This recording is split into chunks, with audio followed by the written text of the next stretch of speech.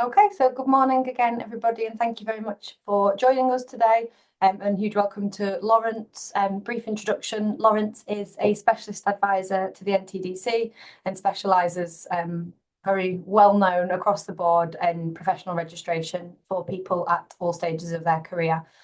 So thank you very much, Laurence, for joining us today. I'm going to put some information in the chat now, so please do feel free to copy that across or kind of save that to your files. So I've just put in Laurence's contact details, link to today's slides in PDF format if you want to refer back to them. And then Laurence has been featured on a podcast with Technically Edinburgh, which is all about technicians. So you can have a listen to that. And then also some professional registration resources that we have that you're more than welcome to go through that Laurence kindly put together. And also just a bit of a plug for an event we have coming up on the 24th of March, so Monday after next, which is for applying for Advanced HE Fellowship, which could be of interest to yourselves or any of your team members. So do feel free to join that. That's also free and online at 10 a.m. So without further ado, Laurence, I think I'll hand over to you. I'll just be in the background today. I'm not getting involved. I'm not ignoring you. But if anyone needs anything or anything, just give me a shout and yeah, enjoy the session. Well, good morning, everybody. It's a small group today, which means that if you want to actually interact with me, come off mic and pose a question, or indeed interact with myself and each other via chat, then feel free to do that. And I think Savannah's actually going to keep an eye on the chat in case there are any points that need clarifying, and she'll stop me and we'll do those in real time. So as you know, the purpose of today is to talk about professional registration for apprentices. Excuse me, it's there we go. And specifically, what I'm going to talk about is the shortened route for apprentices that have obtained their certificate in the last 2 years. We'll sort of unpack that as the session goes on, but suffice to say that at this juncture, that professional registration involves putting together and actually talking about different aspects of your work that will clarify so-called competencies. But by virtue of the fact that apprentice standards involve an endpoint assessment, and much of what you talk about in your endpoint assessment post-gateway is actually synonymous with competency prerequisites. As a result, the Science Council essentially reformulated the procedure for apprentices from the last 2 years to make it less onerous in terms of what you need to write. And as I say, I'll unpack that as the session goes on. The session is due to last for 1 hour. And I've got a clock here, and I'm sure Savannah will keep me to time. But let me just say, I'll make this disclaimer now, if you want to call it that.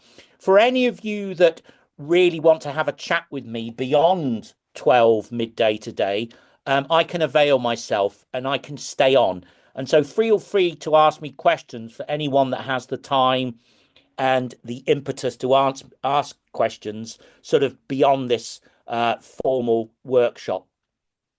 I suppose now is an appropriate time to say that professional registration, the actual theme, as you can see, is igniting your career. So we'll talk a little bit about not just how you apply for professional registration via this expedited route for degree level and level 3-4 apprentices, but also the implications for your career development. So hence the sort of moniker igniting your career.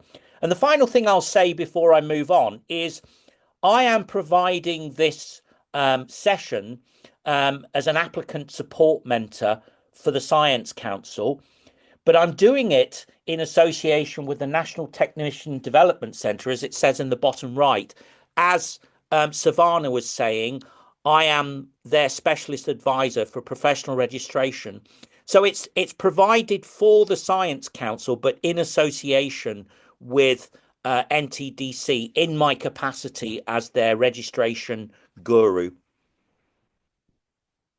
The first thing I'd say before we move on, however, is the Science Council has a very comprehensive cache of literature that was put together by the former apprentice lead at the Science Council. It's well worth having a look at, as I say there, and I've provided a link to the technical education page. But there are many, many things on that page pertaining to professional registration in a general sense, but also specifically in the context of this education page, bespoke comments geared towards recent apprentices.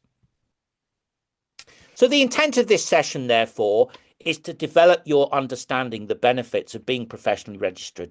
How exactly will it ignite your career? The other thing I should say is that integral to the application, which we will talk about at the end, you join something called a licensed body. And there are I think currently something like 28 licensed bodies that fall under the umbrella of the mothership or the Science Council. And not surprisingly, they cover a diversity of fields, given that science, it's axiomatic to state that science is very, very a broad church. So essentially, these 28 bodies are synonymous with different disciplines within STEM. However, I should say, and we'll unpack this, that apart from joining a licensed body as a prerequisite for this shortened online application, okay, there are benefits to joining a licensed body quite apart from professional registration in terms of things that they offer, literature, involvement in conferences. And in fact, there is a sort of inextricable link there, because those activities that you can become involved in by virtue of joining, let's say, a professional body for the specific purpose of professional registration actually afford useful CPD. And in my case, for example, I use a lot of what I do, such as sessions like this, as CPD in order to renew my post-nominals annually. And we'll come on to what that involves later in the talk. Okay, so I'll make you aware of the requirements of the shortened application routes for so-called mapped, partly and fully mapped apprenticeships, and I'll clarify those terms later on for apprentices that have actually obtained their apprentice certificate within the last 2 years. And let me just say that I alluded to the fact that there's that technical education page, and if you get a copy of this presentation from me or Savannah, there's a link obviously embedded in the home slide. But there are lots of different support. There's a lot of support literature out there. So the first one that I'll mention is, in fact, the so-called Science Council Padlet. And there is a QR code here as well as actually a URL. And this consists of various things. It consists of document. It even has bite-sized videos that talk about the different aspects of professional registration that myself and my 3 other, or should I say at the time, 2 other applicant support mentors have made. But that, in addition, is quite apart from apprentice-specific literature that initial link will take you to. Nevertheless, it's probably worth having a look at this Science Council Padlet. And the other plug that I'll make is the fact that quite recently I talked about professional registration in the round. If you're prepared to sit and listen to me for 59 minutes and 38 seconds, I've covered quite a lot in this podcast that I made at Christmas and came out about a week ago for the University of Edinburgh, a podcast by technicians, for technicians, episode 9 being about professional registration. I think this is going to make its way onto the NTDC professional resources page as well. And I think the idea is that I will make a more bespoke version that will actually mirror what we're going to be talking about today. But there is actually one other thing that you could look at that specifically talks about the shortened route for apprentices. And that is a magazine that came out in January where I've written an article, and this is actually a link specifically about professional registration. And I'm going to make a plug here for one of the participants, because it's fantastic that in addition to my article, Morgan Brett, who's here today, has an article where he talks about his own experiences. So let me just say, Morgan, before I move on, well done on that article. It's a great little article, but take a look at that. And this is just to emphasize the fact that the Science Council offers various registration awards, various postnominals, reflecting the stage of career you're at, your qualifications, and your commensurate responsibilities. But in fact, the shortened route for apprentice registers, given that on the whole we're talking about people early in their career, are the two registered RSci Tech, registered science technician, and for degree level apprentices, level 5, 6 RSci, registered scientist. And that's just reiterated here that for those of you who have completed in the last 2 years a level 3, 4 standard apprenticeship, the mapping that's been done and the shortened route will be commensurate with RSci Tech. And for a degree level apprenticeship or someone that's at level 5, level 6, what you will aspire to obtain if you feel that the benefits are there, and I'm hoping to convince you obviously today, is RSci, registered scientist. So what is professional registration? Well, registration is something that you apply for voluntarily, which demonstrates your professionalism. It's derived from workplace evidence, in your case from the last 2 years, okay? And it's independent recognition of your achievements and compliance with standards. Well, that's something of a marketing statement, I always feel. So what does that mean in prosaic terms? It means that regardless of your discipline, okay, specific STEM discipline, and as it says there, it's recognized across all science strands of the science sector, it's interdisciplinary. Whether, for example, to put this in some sort of context, whether you're an apprentice working in the NHS in clinical screening, or let's say if you're an apprentice working in archaeology, the standards that you need to meet, those standards which are promulgated through competencies, are the same and they're independent of your discipline. Okay, so it's about the process of professional registration is about hitting standards that are necessarily generic. So whether you're, as I say, a geologist apprentice in Newcastle, or whether you're working in London within a hospital as an NHS apprentice, the standards that you hit by virtue of your own particulars will be the same. And therefore, it's recognised, professional registration is recognised across all strands of the science sector, both the higher education sector and industry. It's awarded, as I say, by licensed bodies that are licensed, so-called licensed by the Science Council, to award, in your case, either RSci Tech or RSci on behalf of the Science Council.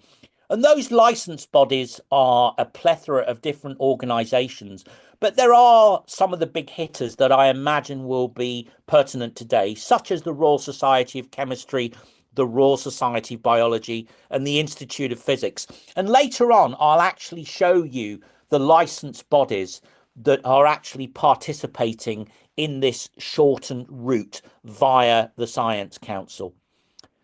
So essentially, and in essence, you, as I've sort of alluded to, professional registration is an accreditation of real-time skills. It's not an academic qualification. It doesn't just look at your discipline-specific theory and practice per se, although that is actually covered in the first Competency A, and that is relevant in the context of the shortened route for so-called partly mapped apprenticeships that I'll unpack later.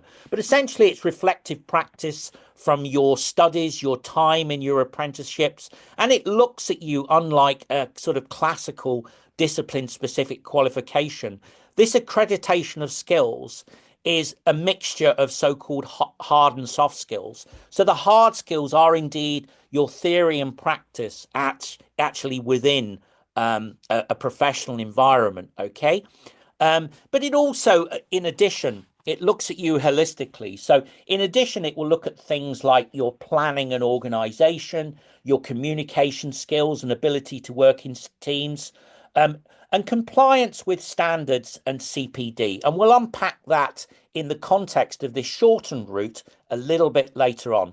But I just want to make it clear. At the Science Council, we support the professional practice of science at all levels. I just want to make it clear that I mentioned there are a cache of materials, and in this presentation, I've embedded a video from the Science Council, which sort of lays out the objectives and the benefits of professional registration as I'm doing at this juncture. So take a look at that. And in fact, what I'd say is don't just look at the Science Council professional registration materials, okay, which are excellent. And there's a lot that's specific now, as I've said, for apprentices.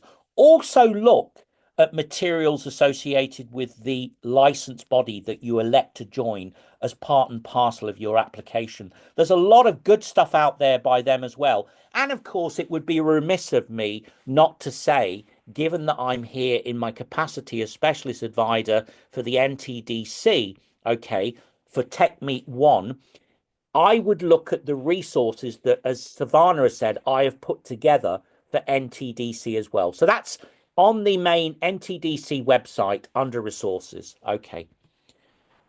So the first thing I'm going to talk about is this license body, joining a license body as an integral part of your online CAP application via the shortened routes. Okay. So what are the benefits of professional membership for apprentices? And in fact, if you go to this QR code here, it will actually enunciate some of those benefits from actual apprentices that have gone through professional registration. But we'll come on to those in a minute, okay? But the first thing we're going to do is I'm going to get you to do a little exercise via Slido. So I'm going to ask you what you think the benefits of professional registration are, which presumably, having thought about that, is one reason you're sitting here today.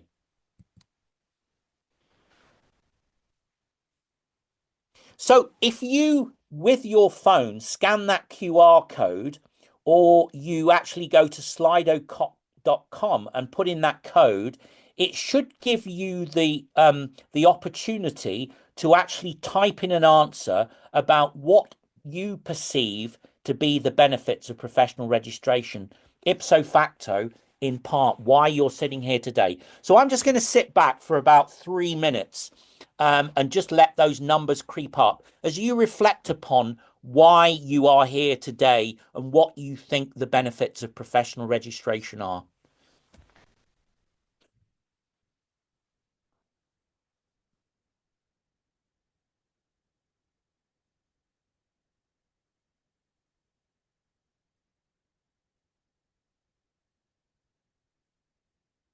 Hmm.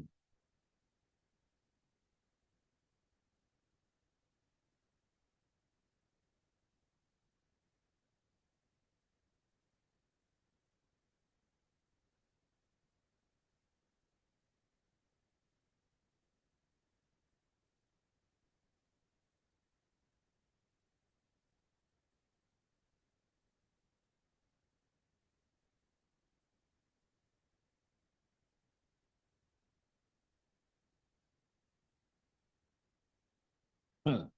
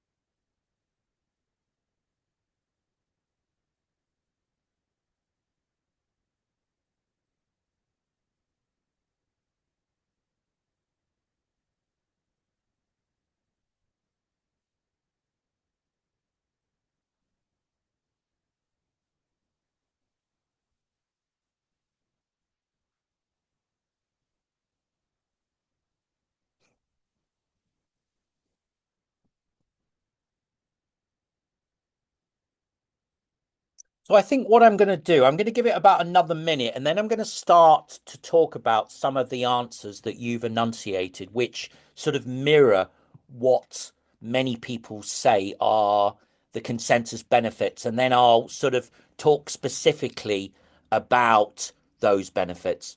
So I'll give it until about 11:24, and then I'll start to talk about the answers that are up.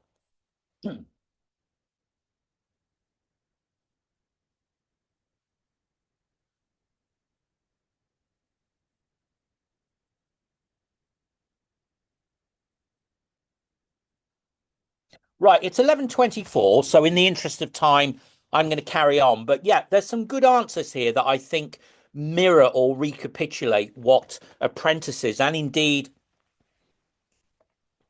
other STEM scientists say are the benefits of professional registration. So the first one, the two that have obviously garnered the most responses are career progression and recognition. So I'll unpack those at this juncture. So yes, when you become professionally registered, when as an RSI, when as a level 3-4 apprentice, you gain RSI Tech. As a level 5-6 degree level apprentice, you gain respectively your RSI. It is recognition. You have those post-nominals that you can put after your name. And it is something that, as someone says there, makes you stand out in the crowd. All right. So that is very, very true. I'll talk about some of the others in a minute as we go along, but career progression, that's an interesting one, and we'll unpack that a little bit. But let me just say that the technician commitment is pillar 2 of the professional registration, rather, is pillar 2 of the technician commitment, the wider commitment. And the overall remit and aspiration of the commitment, which was set up about approximately 10 years ago, is to actually make things better for technician, to give them more of a comprehensive career. Okay. And professional registration by virtue of recognition, CPD, is part of that. There isn't, as things stand, an inextricable link between becoming professionally registered and climbing the career ladder, although that actually is now happening in certain so-called trailblazing institutes. And to some extent, it's been sort of embraced by specific companies, such as the water company industry in particular, where they are actually starting to come up with career ladder strategies and structures that embed professional registration as not necessarily a prerequisite, but something that can facilitate registration. And I'll give you one story at this stage, okay, in relation to that. And that is the fact that for somebody I know at the Sanger Centre, all right, who actually went for CSI, I helped her get her CSI. She was given the confidence, and that is something that hasn't come up here. Professional registration is a confidence booster, and she was actually given the confidence to actually apply for a promotion. And in her case, the CSI helped her with promotion. But what I'd say is that the impotence to actually go for that promotion was the fact that she'd gone through professional registration. She'd written this 5,000 word report in terms of the full application that she applied for, vis-a-vis what we're going to talk about later today.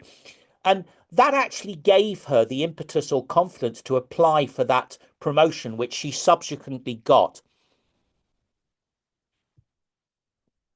And these are just a word clouds talking about what people think are the benefits of professional registration. And they really do mirror some of the things that you've talked about as well. So there is actually a link that I've given you here on the Science Council website to what are considered the consensus benefits of registration. But some are actually listed here.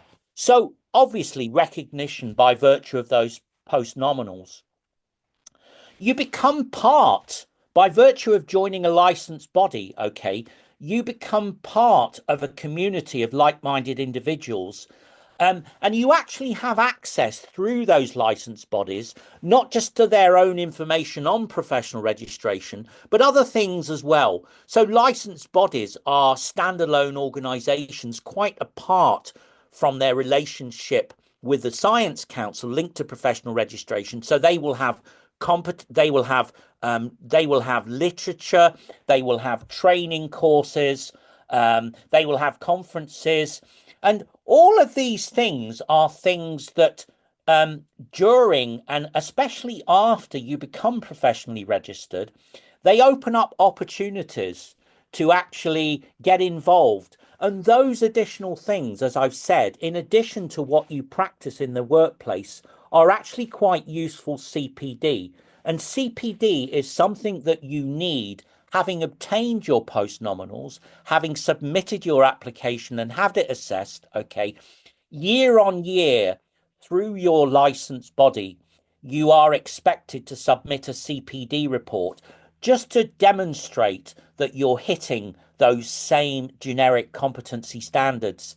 And in fact, let me just say that the cost of renewing your professional registration is actually the cost subsequently year on year going forward of the membership fee of your elected licensed body. Okay.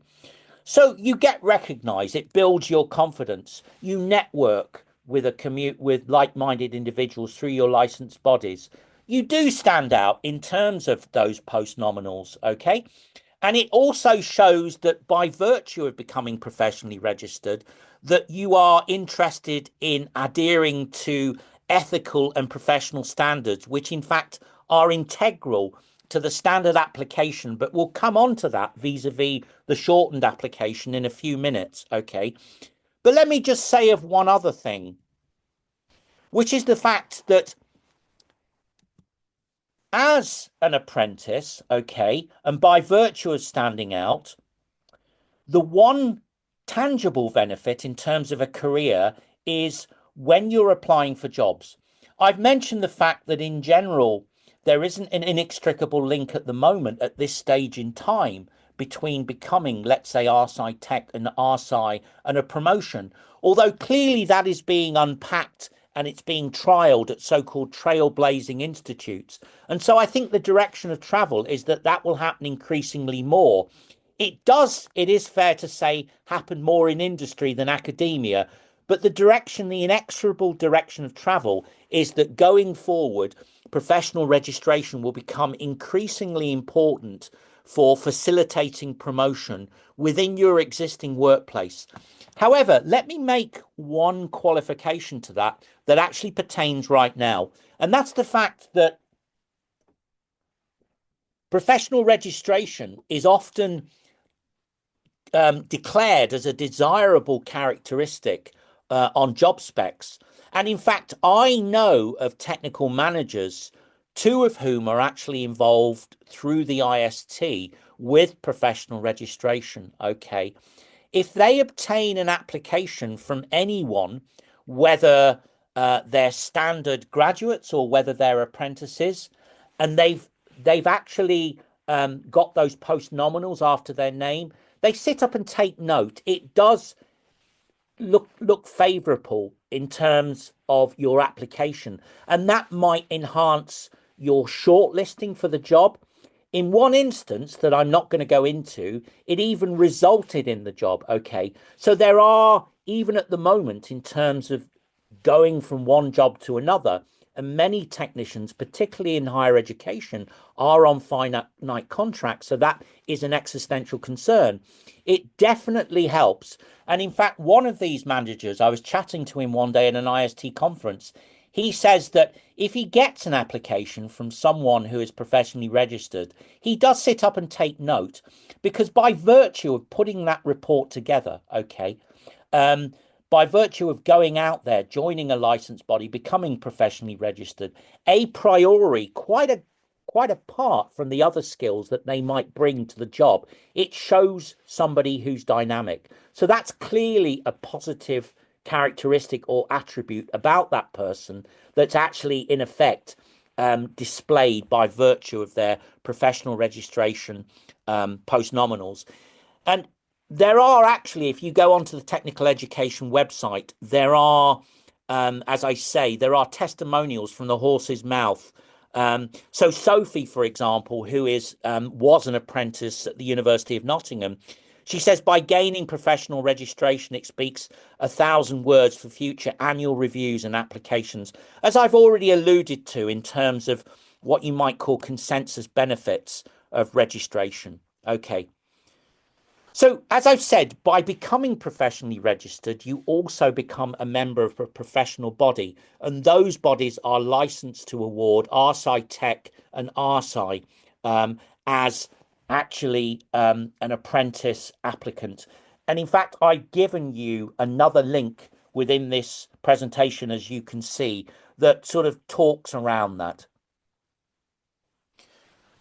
So what do you perceive? What are the perceived actual benefits of joining a professional body? So if there are any others, in many ways, I have to apologize. In many ways, it probably would have made more sense to have put this slide first, actually. So apologies for that. But I've talked about, I should say, the perceived benefits of professional registration. Maybe take this opportunity, therefore, apart from the ones outlined, to talk about others that have brought you here today, or you personally think are important for you and your career progression. And then maybe as a sort of addendum, we'll talk about what's been written here in addition to what are considered the consensus benefits.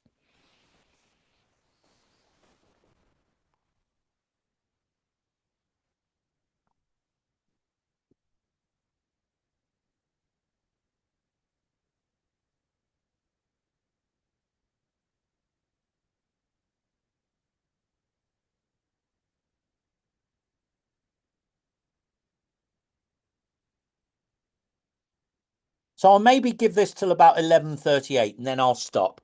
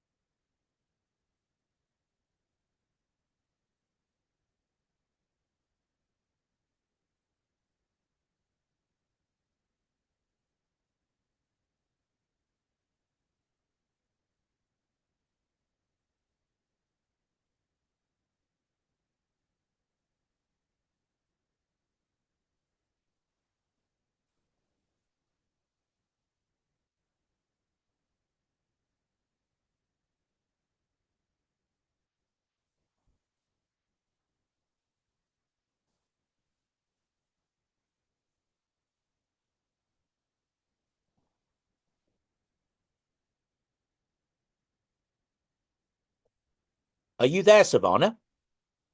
I am. I'm just lingering. Just while I wait for these answers to filter through, are there any questions that I need to answer at this juncture, as we're just over halfway through? No, nothing's come through yet. But yeah, please do pop things in the chat, people, because I can stop Laurence. I'll rudely interrupt if anything comes. You do that, Savannah, because I'm terrible for running over time. But as I say, if anyone wants to stay on at the end, I am flexible in that regard.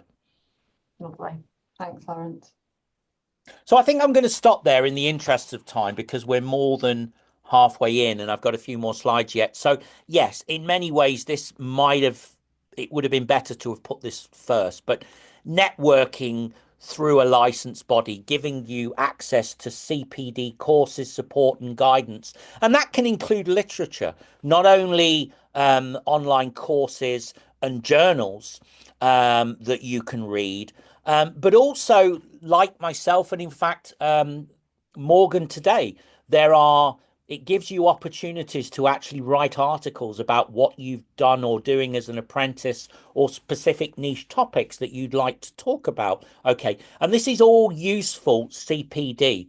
The other one, I guess, through networking with collectives of similar people, apart from access to resources, is somebody's put here, it opens new doors. It's very, very true. Often when you go to conferences, you have these incidental conversations and it leads to new opportunities. And that's been very true of my own career outside my career as a technician. In other words, my involvement with the technician commitment.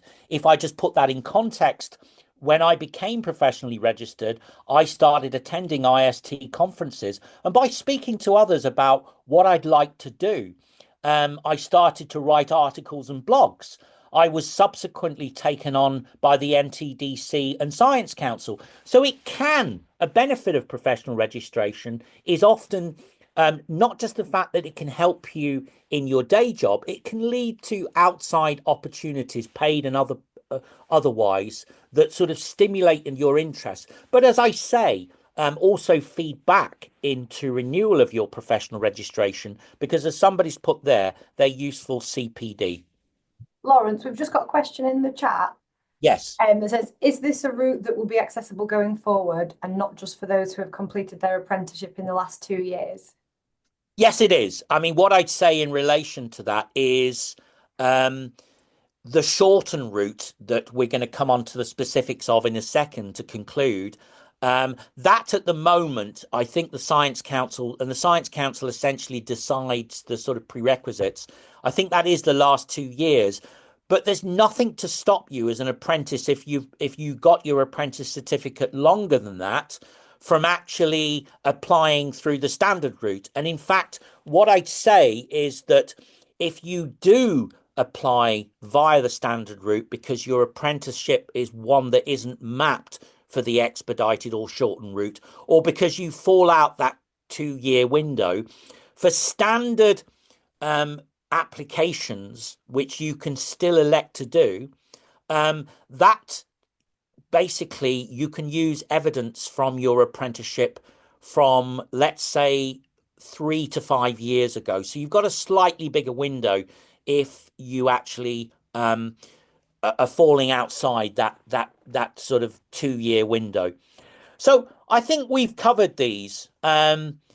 These are the sort of consensus benefits of professional registration for STEM scientists, and including, in fact, apprentices. And you can see that what we've talked about is really there. And it includes, in fact, in-person mentoring. We haven't specifically mentioned that, but you can actually gain mentorship from your licensed body in terms of completion of courses, including professional registration. And in the case of professional registration, let me make this disclaimer that beyond today, I am here to help you with your application if you feel you want to take it forward. But also there was something else, actually. Yes, here we go. Forums and special interest group. This is something that organizations like the NTDC and licensed bodies will offer. So things that you're specifically interested in, you can become involved in addition to gaining access to general resources, courses, meeting people, etc. So I think that gives you a clear idea over the last few slides of the benefits of becoming professionally registered. So essentially, if you think about it in the round, as an apprentice, you have your training provider, you have your sort of on-site employer. And so you have that sort of triumvirate, that sort of three-way interaction. And in fact, you expand your learning network in the way that we've said by virtue of joining a professional body. Lawrence, Yes. sorry, there's just an expansion of the question that was asked. It says, I'm specifically thinking of the apprentice I am line managing now, but will not finish for another year. Claire, I don't know if you want to come off mute. You're more than welcome to, but you don't have to. Yes, sorry. Don't be sorry. I'm thinking of the apprentice that I'm currently line managing. I just wasn't clear whether this is like an ongoing thing that apprentices will always be able to use this expedited route if they've got, or whether this is just like something that is being done right now. No, yeah, I mean, to answer that, sorry, is it Claire? It is, yeah. Yeah, so to answer that, Claire, this is in its infancy, which is why me and the new apprentice lead at the Science Council, who I believe might be here today, Louise. So actually, she's going to be more of an expert on this and more in the driving seat than me. But essentially, this is only going to expand. So what you have at the moment is something like 35 apprenticeships, I believe the current figure is, that are eligible for the shortened application route. And even if they're not, you can actually go down the standard route. But that's likely to expand, okay? That mapping of apprentice standards to the shortened route will only get bigger as that mapping exercise is done and as apprenticeships are reformulated, etc., etc. Does that answer your question, Claire? Yeah, absolutely. Thank you. So I just wanted to make you aware in terms of your own apprenticeships, your own disciplines, and then we'll come on in the last few minutes to the specifics, the mechanics of the shortened application. I want to make you aware of the societies that, in association with the licensed body, that you can go through to become professionally registered via the shortened route. So you've got the classic big hitters: Institute of Physics, Royal Society of Biology, Royal Society of Chemistry, that are really out there in the vanguard. But there are other sort of more vocational societies like the Institute of Food and Science Technology, TOPRA for standards, the Institute of Water. And I'll mention the Institute of Science and Technology in another context. And that's the fact that when I give standard talks, I always say that whilst there might be 28 licensed bodies representing a diversity of disciplines and vocational occupations, that is not exhaustive in terms of the general landscape of STEM. And so there are occasions when apprentices think, you know what, my specific apprenticeship or studies and subsequent practice in a professional environment doesn't quite match the remit of the particular bodies that are stated there. And this is where the Institute of Science and Technology is useful, because the Institute of Science and Technology, to use a mantra, is a society run by technicians, and formerly I was their assistant registrar and registration guru, and only gave it up by virtue of time constraints.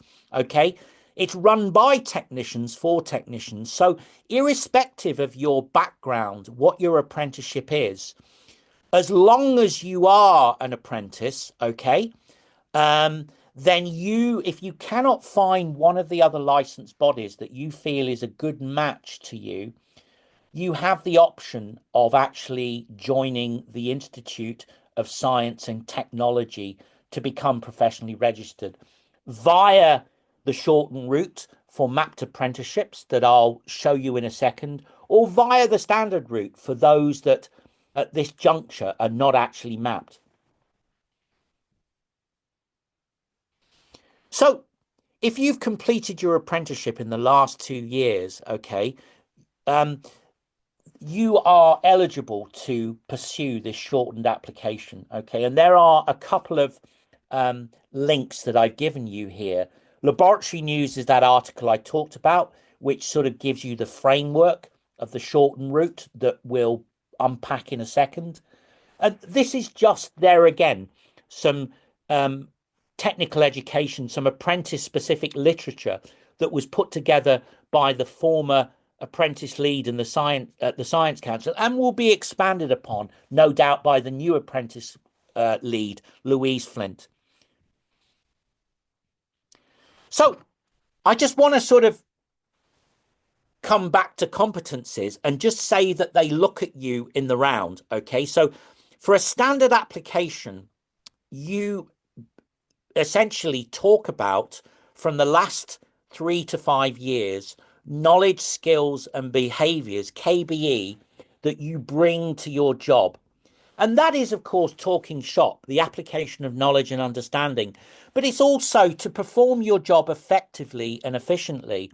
There's much more than technical knowledge. There's personal responsibility, how you basically juggle your time, how you organize not just your project work, but the lab, for those that are lab-based, in the field as an engineer. How do you juggle your different personal responsibilities? Interpersonal skills is about specialist and non-specialist communication, okay? How you work in teams. Professional practice is about how you embrace standards, professional standards within your workplace. How do you adhere and update those standards, okay? And that is a type of CPD. Professionalism is adhering to ethical standards, and those standards can be things like data protection, equality and diversity. So that gives you, in effect, the sets of experiences inculcated through the 5 standard competencies that in a standard application you would be expected to talk about. So it's selling yourself in the round. How exactly am I able to prosecute my job effectively, not just by virtue of my technical knowledge and practice, but also things like, how do I organize the lab? How do I stock, take an order? And let me just say, this isn't just about pipetting, let's say, for example, at the bench. If you are in an analytical environment in industry or the higher education sector, much of what you do is generated through analytical platforms and maintaining those platforms, okay? Dealing with engineers, which is an example of non-specialist communication, interpersonal skills C. This is all material for standard professional registration applications. So it is about thinking outside the box, not just about what you're doing to actually fulfill your specific technical priorities for your supervisor. And before I move off this slide, so that gives you an overview of what is expected in a standard application. But before I move off this slide, I just want to sort of mention the fact that embedded in this presentation is a video which really enunciates examples to really stimulate your own intellectual juices about what you may want to put in to your own application. This was written for obviously people pursuing the standard application who are expected to write about their experiences under those 5 headings or competency categories. But competency A, theory and practice, okay, is something that for a partly mapped apprenticeship you will need. And we'll conclude that by unpacking that in a second.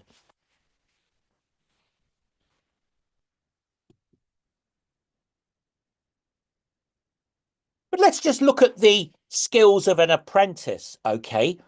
Vis-a-vis what is expected of competency prerequisites, experiences, knowledge, skills and behaviors, professional registration. Well, as an apprentice, by virtue of practice in a workplace, adherence to standards, okay, connecting theory to practice, reflecting on your experiences technically and dealing with people in teams, independent learning that you may do linked to your workplace, but also through your experience inculcated by your training providers, okay?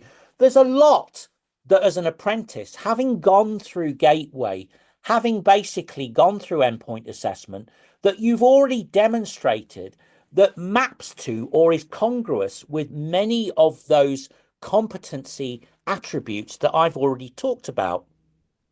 And if we think about how the skills of an apprentice map to competencies, you go through endpoint assessment as a level 3-4 apprentice or as a degree level 5-6 apprentice, okay?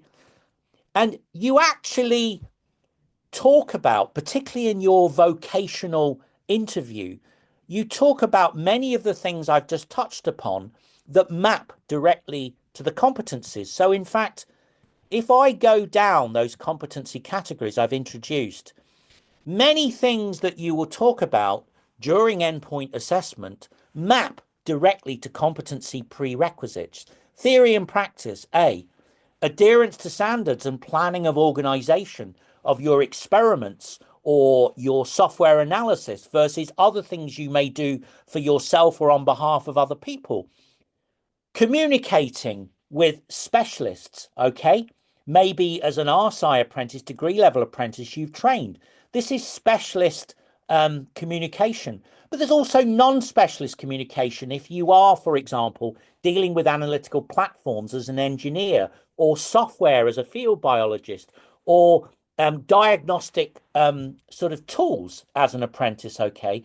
And you deal with medical reps that will sell you things, or in fact, engineers, because those analytical platforms, those boxes, okay, require maintenance. They break down every so often. And it may be directly or through your supervisor, you have to liaise with engineers about getting them working again, or indeed getting them calibrated once a year to make sure that in fact they are working properly. Okay.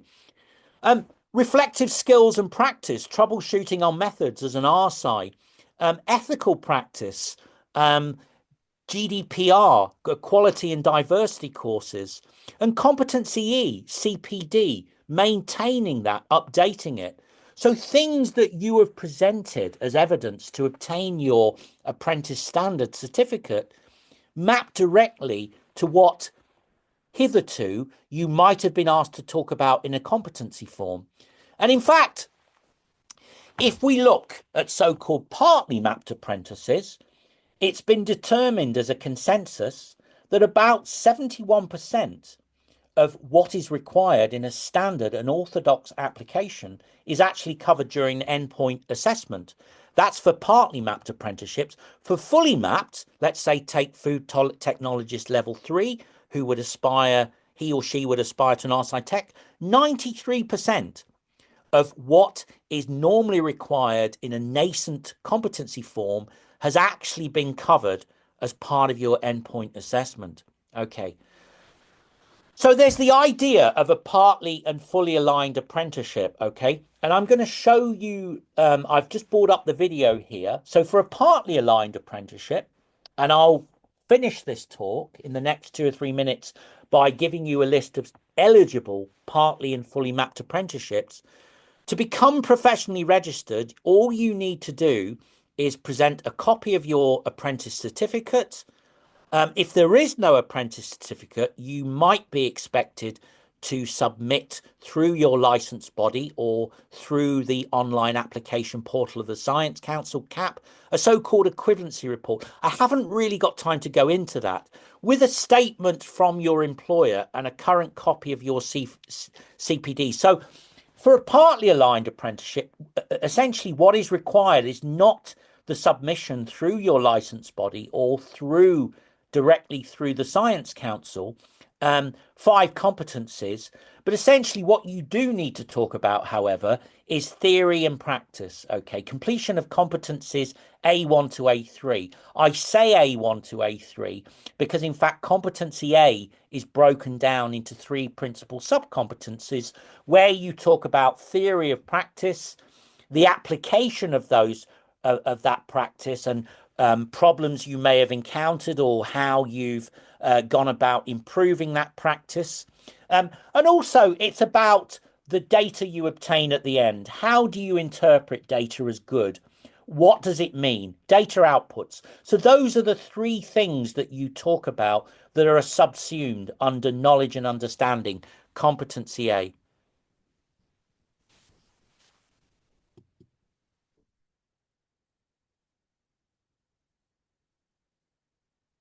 For a fully aligned apprenticeship, where it's been deemed by the Science Council, in association with participating licensed bodies, that in fact just about everything has been covered in your apprenticeship, effectively your endpoint assessment is used in lieu of your competency application. In other words, the shortened route for a fully mapped apprenticeship to obtain your RSI Tech as a level 3, level 4, as an RSI, level 5, level 6, you need a copy of your apprentice certificate, failing that, an equivalency report, and a copy of your CV.